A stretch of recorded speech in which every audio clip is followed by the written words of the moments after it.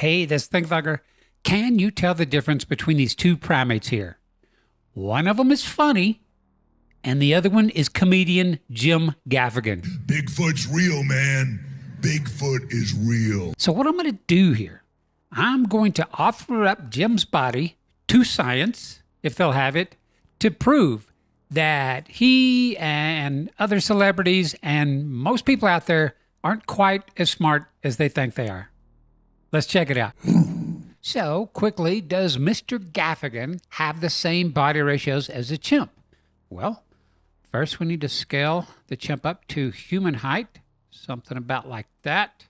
Doesn't have to be perfect for us to see. And no, they don't have the same body ratios at all.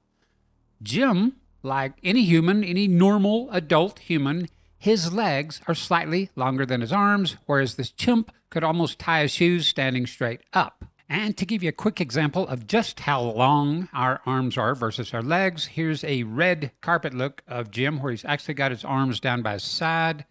Let's see, I'll grab that and pull him down. And there you can see, Jim's legs are slightly longer than his arms. How's the weather down there, Jim?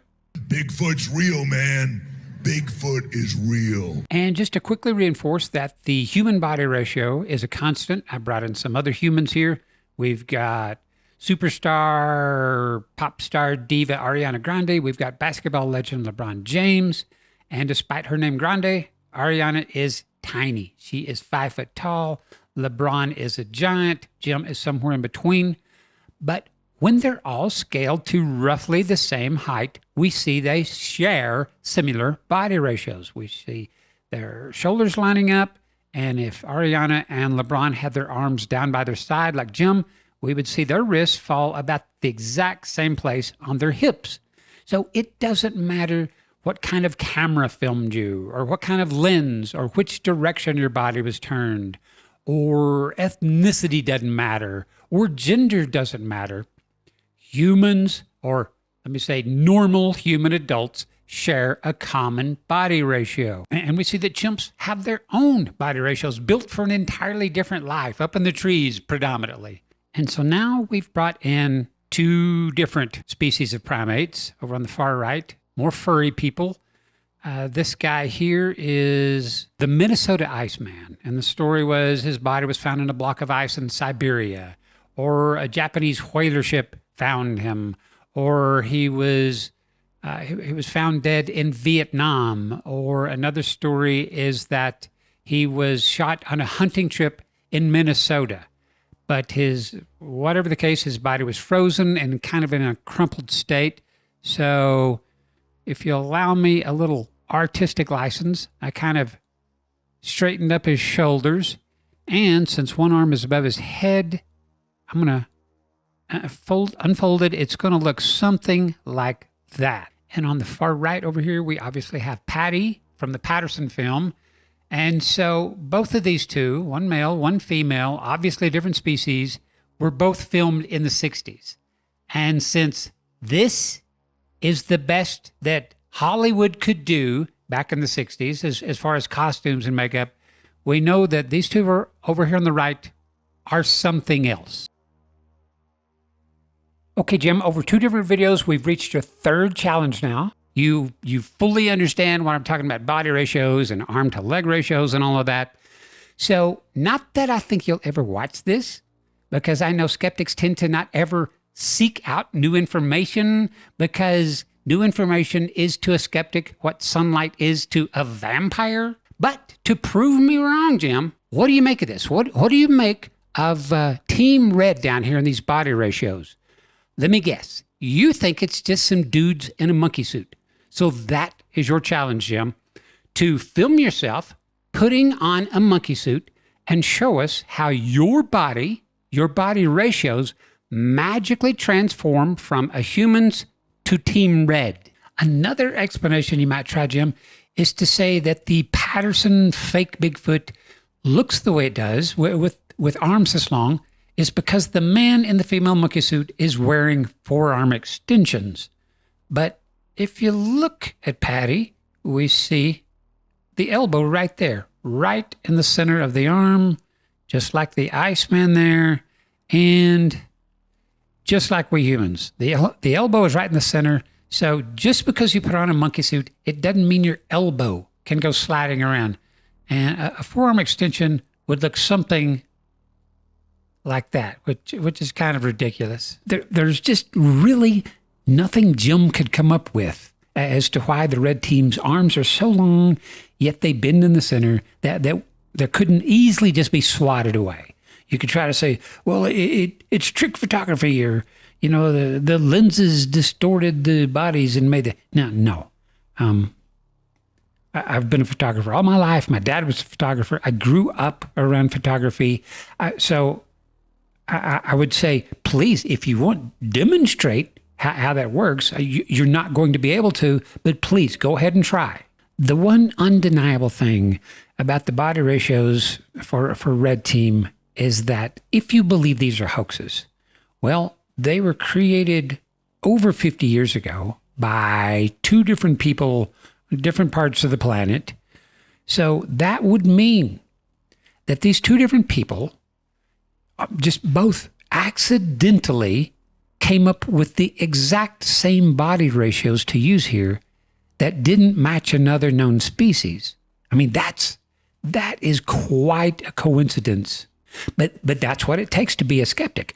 You have to believe in crazy coincidences and magical morphing bodies that change when you put on monkey suits, and mythical forearm extensions that so far we've never ever seen. But here's the bottom line. Even if Jim was able to beat my howling scream challenge,